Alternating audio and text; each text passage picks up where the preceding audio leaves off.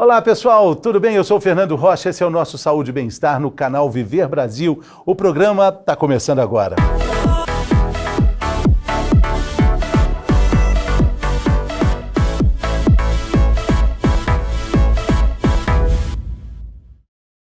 Nesse primeiro bloco, a gente vai falar sobre um assunto que, na verdade, é uma preciosidade para os nossos dias de hoje. A gente vai falar sobre felicidade, sobre sensação de bem-estar, de plenitude, mas não só para os adultos, principalmente para as crianças. A gente vive em um mundo com números que nos assustam quando a gente fala dos problemas que não estão relacionados com a felicidade. Olha só, 10% da população mundial sofre com transtornos mentais, 10% de todo mundo que vive no planeta Terra, e a gente tem também aqui no Brasil o fato de sermos líderes em ansiedade, um país de ansiosos, um país também com um número absurdo de diagnósticos de depressão. Como é que a felicidade pode alterar esses números? Vamos falar sobre isso do ponto de vista das crianças. Quem está aqui conosco é a psicóloga Juliana Marques. Está aqui conosco no Saúde e Bem-Estar. Bem-vinda, Juliana. Muito obrigada, tudo bem? Pelo convite, Fernando. Alegria te receber aqui. Um tema bastante interessante, né? Quando a gente vê o número de transtornos, de problemas que atinge tantas pessoas, principalmente os brasileiros, quando a gente fala de ansiedade, quando a gente fala de depressão. Como é que a gente pode lidar com a felicidade das crianças? Fernando, preservando, porque eles são naturalmente predispostos a emoções positivas e sensações de felicidade. As crianças são experts em bem-estar. Então, preservar a capacidade natural das crianças curtirem a vida já é um primeiro passo para preservar essa felicidade. O segundo, cuidar. E por que a gente precisa cuidar? Antes da pandemia, o Brasil já foi considerado o país mais ansioso das Américas, pesquisa da Organização Mundial da Saúde. Ano passado, foi feita uma pesquisa pelo Unicef que mostrou que 40% dos jovens brasileiros entre 11 e 17 anos procuraram apoio emocional na internet. Então, eles entraram na internet, nas telas, né?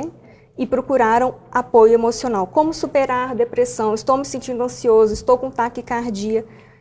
40% deles fizeram isso, 7.700.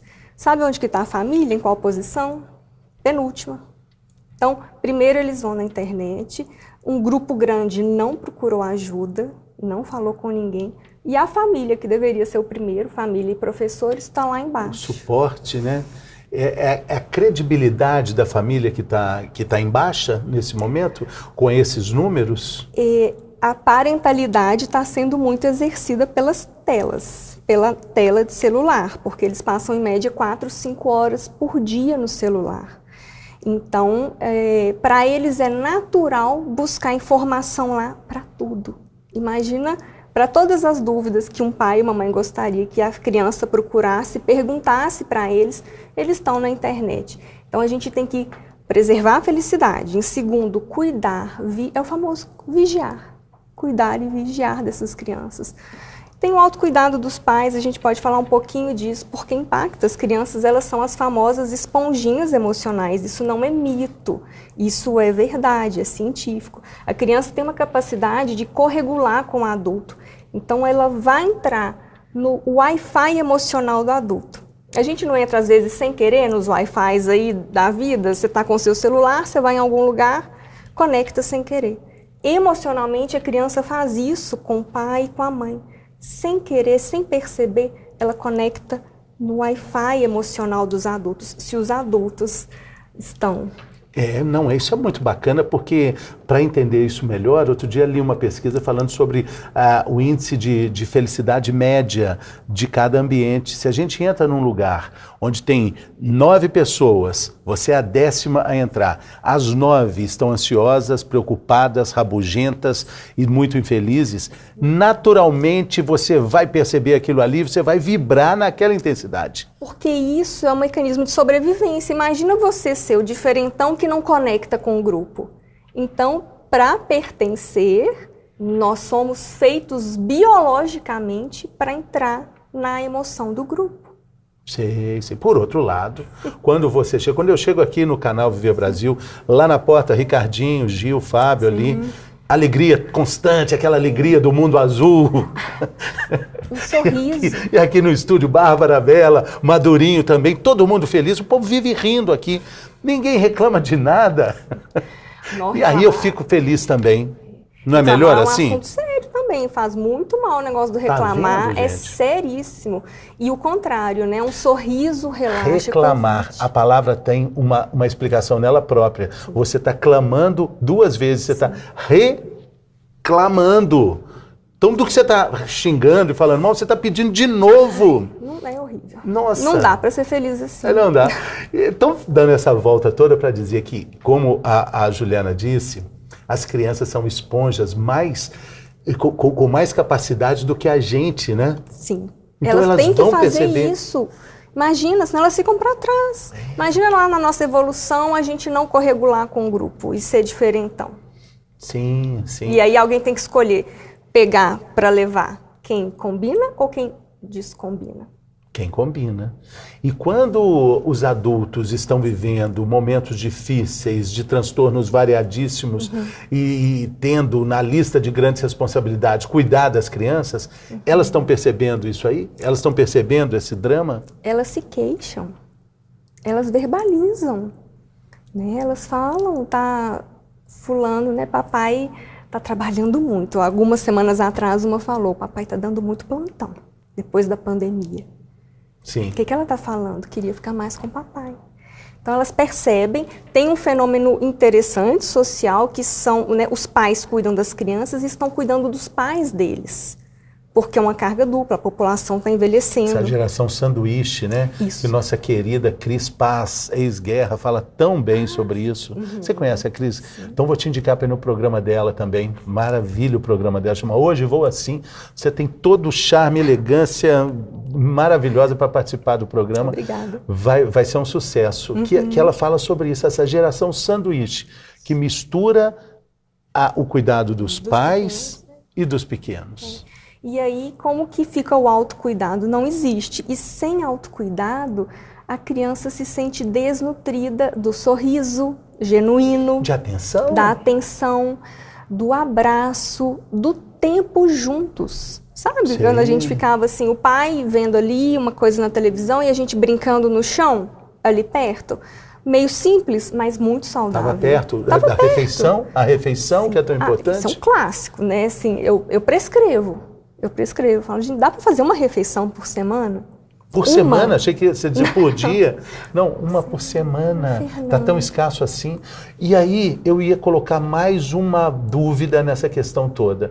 Por serem dessa forma, pais e mães acabam ficando culpados e vão terceirizando essa função da educação, como você disse, da parentalidade, com presentes, com tempo de tela, com brinquedos caros, com, enfim, com coisas que vão materializar essa felicidade. E com não colocar limites. Porque e com a culpa falta de limites gera leniência, a culpa gera deixar rolar. E aí a criança fica sem afeto, sem limite. Aí é um cenário complicado. E olha só, que curioso, a gente fez um programa falando sobre obesidade infantil que tem muita relação com isso. Total. Vai, entre todos os transtornos possíveis, um deles é o transtorno alimentar. Sim, porque a fome, o que é mais forte na criança? O alimentar. O nutrir, ela está em fase de crescimento. E é na infância que os transtornos alimentares vão ser instalados por causa da fome emocional. Então, eles comem o que eles querem, eles comem afeto, a comida enche, dá aquela sensação de assentei, né? Preenche mesmo, é muito gostoso, mas gera problemas. A gente tem que ir na raiz. Muito bem. Agora a gente está aqui investigando causas de como preservar essa felicidade tão genuína que você começou falando. Porque a gente pode dar voltas em torno do assunto, mas a gente vai chegar num ponto ali que ela própria tem a resposta ali, né? Tá com ela, tá com a criança, né? O que a criança faz? A criança brinca e dá trabalho. É o correto. E aí tem adulto para brincar, vigiar e corrigir. As crianças não brincam mais, não tem a cultura do quintal, não tem o terreiro da casa da avó. E aí a gente teve um cenário de confinamento físico que nos levou a um confinamento existencial. Por isso que foram para as telas, por isso que foram sugados, porque onde gasta a energia, onde gasta a vontade de pertencer, de brincar, de combinar? Não tinha onde. Então, o básico da criança para ser feliz, brincar. Então, as crianças precisam brincar mais. E elas estão brincando até de alguma forma interessante. Os jogos eletrônicos têm o seu lugar. Tem o seu lugar. O excesso, não. Mas não estão brincando, não estão usando o corpo, estão usando os olhos, estão usando uma postura inadequada para ficar na tela. Então, brincar é essencial, se puder restaurar. Olha só, a gente tem que prescrever brincar. Não é sério o assunto? Brincar. Sim, brincar sim. É importante, espaço é importante, natureza. Eu ia falar sobre isso, né? Tem hoje uma tendência muito grande, né? Uma tradição japonesa que chega a todos nós agora, chamada banho de floresta, né? Que nada mais é do que você passear numa mata, passear perto do verde. Se aqui em Belo Horizonte estão falando assim, o Parque Municipal já ajuda, só de ver, só de passar perto desse verde já tem um benefício de cura, né? Exatamente, porque o verde é a frequência, né, de cor que nós fomos habituados por milhões de anos, porque por milhões de anos só tinha verde, natureza, verde, azul do céu, do mar. Então o verde tem essa questão mesmo de acessar um estado de cura. Essa necessidade da natureza, se puder existir na vida da criança, já ajuda, já preserva a capacidade deles e dá o incremento do corpo, do movimento. Muito bacana, porque a gente falou em outro programa aqui sobre uma questão muito preocupante, que é a geração do quarto, né? Com todos esses problemas que a gente elencou, a gente caminha para uma geração que ficou no quarto, que se recolhe ali. É uma queixa muito dos pais, né? Eles queixam muito, Jana, como que eu faço para me reconectar com a minha criança, com o meu adolescente? Então, eu sempre falo, é melhor prevenir do que remediar. Então, o quarto é a criança e o adolescente que vai entrar no Google e perguntar o que fazer durante uma crise de pânico. Como conversar com a minha namorada, como falar para os meus pais, que eu vou repetir de ano. Então, a solidão, 75% das pessoas estão relatando aumento de solidão, de sensação de solidão. Nessa ponta mais extrema, podemos até falar de suicídio também, de aumento? Teve um discreto aumento nesses últimos anos, mas já é uma taxa mais estável, não varia, demora para aparecer na curva. Então, vai aumentando, está aumentando. Nós estamos falando de ingredientes para isso tudo, né? Estamos falando de pais cansados, de famílias que estão se reconectando com algo que se perdeu há muito tempo e de crianças que estão ali nesse Wi-Fi emocional aí que você falou tão bem, né? E aí a gente tem que fazer o quê? Resgatar todos. Eu não privilegio a criança nos meus atendimentos. Eu vou ali cuidar do ambiente emocional e sempre sobra um pouquinho de acolhimento para a mãe, para o pai, para uma avó, porque eles precisam. Não tem como focar só na criança, porque ela volta para casa, volta para o Wi-Fi que ela conhece. Então, estar com os pais é muito importante porque eles também estão os adultos estão sozinhos, eles estão sobrecarregados. Isso é global, não é a gente convivendo com amigos assim, isso é global. Nós temos hoje no Brasil um número maior de pessoas, de diagnósticos de depressão do que de diabetes. Nunca isso aconteceu. Sempre o número de diabéticos diagnosticados foi muito superior a pessoas com depressão. Hoje superamos os números dos diabéticos, os deprimidos. E isso causa também uma necessidade muito grande de um diagnóstico. O que meu filho tem, o que eu tenho, qual letrinha eu tenho para chamar de meu problema, né? Que gera até mais ansiedade, né? Gera. O diagnóstico é uma questão importante para quem precisa. O diagnóstico correto para quem precisa ajuda na qualidade de vida. A questão é, os que não precisam, os que estão sendo diagnosticados fora da realidade ali do exame mental rigoroso, Então, o que a gente tem no cenário no Brasil de medicação de criança? As que precisariam ser medicalizadas, não são. As que não precisam, são. Porque quando acerta a criança que precisa toma a medicação, melhora a vida. Mas temos um exagero grande. Tem diretora de escola receitando ou indicando Ritalina. É isso que eu falo. O que não precisa está superando o que precisa. Então, o que precisa não está assistido ou está em subdose, e os que não precisam, os que precisam de natureza, de conexão, de presença, de brincar, de tédio, estão entrando na onda da medicação. É um assunto sério. Sim, você falou tédio. A criança precisa de tédio também. Sim, a gente também, todos nós precisamos, só que o adulto já riscou isso da mente dele. Se você fala com um adulto que ele precisa de tempo sem fazer nada, ele ri de você. Não existe isso. Se quer dormir, né? Porque não estamos dormindo também, né? Medicação para dormir está sendo prescrito, são as mais prescritas de 3, 4 anos para cá. Agora, a criança, quando ela está ociosa, ela usa a imaginação. Eu trabalho muito com a imaginação das crianças dentro do consultório, porque isso é uma forma de preservar a capacidade dela ser feliz. Porque a imaginação, ela é para nos levar para um lugar melhor. E se a gente tira o tempo vazio, ela vai imaginar o quê? Ela vai sonhar com o quê? Ela vai inventar qual moda? Não tem mais moda para inventar. E criança é um ser que inventa moda. E é muito difícil para o pai que ouve a criança falar: o que nós vamos fazer agora? O que nós vamos fazer agora? Nada. Agora não vamos fazer nada.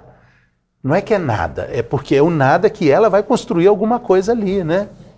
O pai e a mãe tem que estar muito enraizado nessa vou estar em casa para que a criança entre no Wi-Fi. Então tem que estar muito solidificado, porque se tiver firme dentro do pai e da mãe, a criança vai. Só para quem está acompanhando a nossa entrevista agora, o Wi-Fi emocional que a gente está falando aqui, né, Juliana? O Wi-Fi emocional. O Wi-Fi emocional da analogia. Casa. Acho que a primeira receita de tudo isso que a gente está dizendo é cuidar de um Wi-Fi emocional dentro de casa.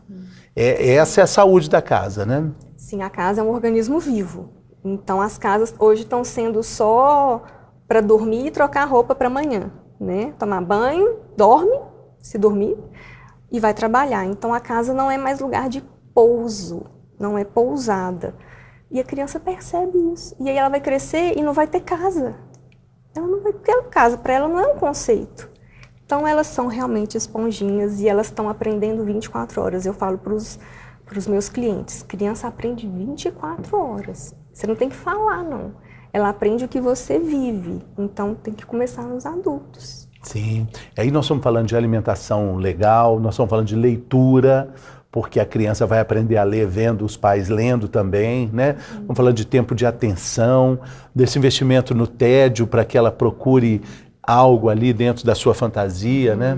Sim. Eu trabalho muito na vertente da psicologia positiva, e a psicologia positiva é uma ciência que estuda a felicidade. Foi o curso mais famoso em Harvard. Um professor, Tal Ben-Shahar, foi dar um curso de psicologia positiva, ciência da felicidade. E esgotaram-se as vagas durante anos. O que eles descobrem? Qual que é a receita da felicidade? Básica, assim, comecinho. A gente precisa ser aceito incondicionalmente. Então, a criança tem que ser aceita incondicionalmente pelos pais, do jeitinho que elas são. Em segundo lugar, atos de gentileza. Você já percebeu que crianças são gentis? Elas gostam de agradar, de perguntar, você tá bem? Você quer isso? Né? Dar comidinha? A criança é um ser gentil. A gente tem que preservar e incentivar. Terceira questão, dos 5, né, da receita da felicidade, da psicologia positiva. Apreciar o belo. O que é apreciar o belo? É tornar a criança sensível ao bom. Então, quando a criança está num ambiente emocional sensível ao que é ruim, às tragédias, às catástrofes, às notícias negativas, a gente está sensibilizando essa criança para o ruim. A gente tem que sensibilizar para o belo. Então, a gente vê a borboletinha, filha, olha lá a borboletinha. O arco-íris. O arco-íris, o cavalinho, a folhinha caindo. O cruzeiro jogando. Então, sensibilizar. Terceiro, apreciar o belo. Sensibilizar a criança para o belo, porque ela vai crescer um adulto direcionando o olhar para o belo, para o bom. Isso é bem filosófico, né? Bem Não, grego. e muito bacana, né? Muito legal. E é para todo dia, né? Toda a vida, né? É um exercício, porque o cérebro, ele tem a neuroplasticidade. Isso pode, quarto, que é um dos meus favoritos, gratidão. O exercício da gratidão é talvez de todos esses, o que mais traz um impacto de sensação de bem-estar. Então, ser grato, ensinar a criança a ser grata, no final do dia ali, sentar com ela. E o que você gostou de fazer hoje? Mamãe, eu gostei de brincar com meu coleguinha do super-herói. Ai, filho, lembra como é que foi brincar disso? O que você sentiu?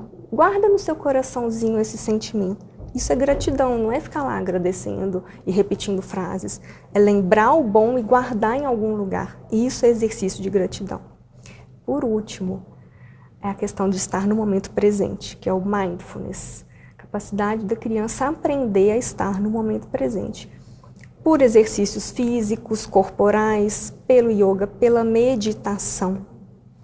Então, essa receita, esses 5 passos são uma forma de preservar e aumentar a capacidade inata das crianças em ser feliz. Só para reforçar esse último do sentido de presença, para quem acha que pode ser muito difícil, tem vários aplicativos que ajudam crianças a fazer meditação, fazer yoga também, né?